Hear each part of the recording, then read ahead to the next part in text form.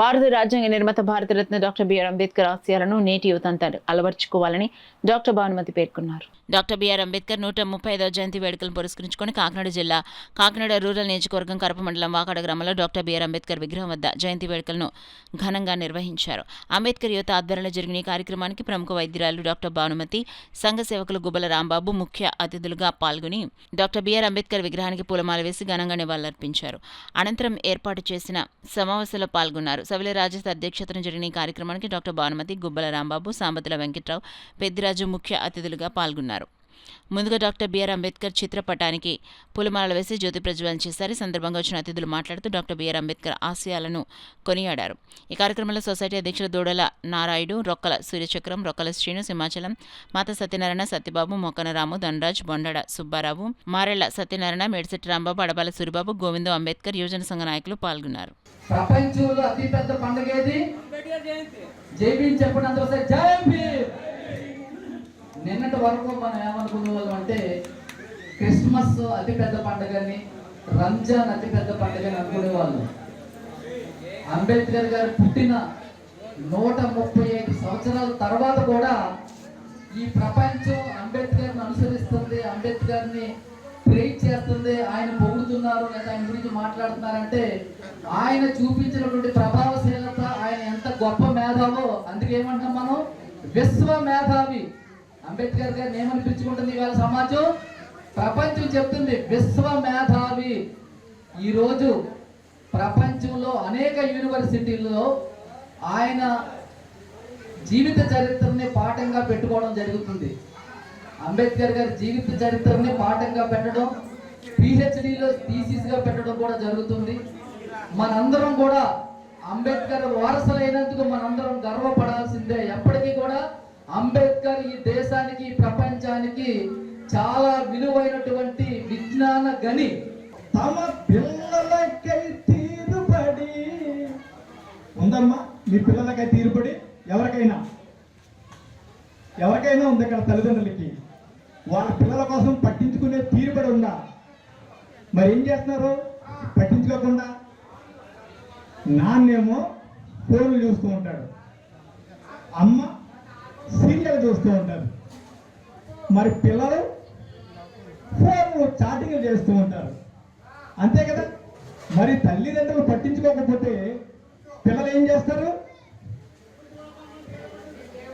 Cell ఫోనే తమ పిల్లలకు జీవం అయిందా, అందమైన బాల్యానికి గాయం అయిందా. అంబేద్కర్ అందరివాడా కొందరివాడా? నేను చెప్తాను. అందరివాడే కాదు, నేను చెప్తాను ఇప్పుడు. అప్పుడు మీరు కూడా అందరికీ చెప్పండి. అటువంటి అపోహలు పెట్టుకుని దళితుడు దళితులకే చేశాడు, దళిత నేత, దళితులు బహుజనులు లేకపోతే ఎస్సీ ఎస్టీలకే చేశాడు అనుకునేవాడు ఎవడన్నా ఉంటే వాడికి సమాధానం చెప్పండి. ఎక్కడ కూడా బాబాసాహెబ్ అంబేద్కర్ని ఏమన్నంటే ఎవరు ఊరుకోకండి. చాలామంది గ్రామాల్లో అంబేద్కర్ దేవుడా, వాడు ఏమన్నా దేవుడా అని అడుగుతున్నారా లేదా? అంబేద్కర్ ఫోటో తీసేయండి ఇంట్లో అంటున్నారా లేదా? అంబేద్కర్ దేవుడు కదా. చెప్తా. భారతదేశంలో 33 కోట్ల మంది దేవత దేవుళ్ళు ఉన్నారా? 33 కోట్లు. అది కాకుండా కొత్త దేవుళ్ళు 2. 33 కోట్ల 2 మంది. వీళ్ళంతా 1891 కంటే ముందే పుట్టారు. 1891 ఎవరు పుట్టారు? బాబాసాహెబ్ చదవాలి. ఆయన ఆలోచన విధానం ఏంటి అనేది మనం అర్థం చేసుకోవాలి. ఆయన రిజర్వేషన్స్ ఎందుకు ఇచ్చారు? నా ప్రజలు అట్టడుగు వర్గాలు వేల సంవత్సరాల నుంచి అణిచివేయబడి చదువుకి, బడికి, గుడికి, నీటికి, మంచి బట్టలకి కూడా దూరం అయ్యి పశువుల కంటే హీనంగా ఈ భారతదేశంలో నివసిస్తున్నారు. చాలామంది, కొంతమంది ప్రజల చేత బహుజనులైన 90% మంది ప్రజలు అణగబట్టబడుతున్నారు. సార్ చెప్పారు, వర్ణ వ్యవస్థ అనేది ఇలా ఉన్న పనిని ఇలా చెయ్యాలి అనేసి అనుకున్నారు కదా. అలా అవుతారు. అలా అవ్వడానికి కొద్దిగా రిజర్వేషన్స్ నా ప్రజలకు ఇస్తే ఫస్ట్ తరం వాళ్ళు చదువుకున్నారు. ఆయన ఉద్దేశం ఏంటి? తను చదువుకున్న తర్వాత చదువు వల్ల ఉద్యోగం వస్తుంది కదా.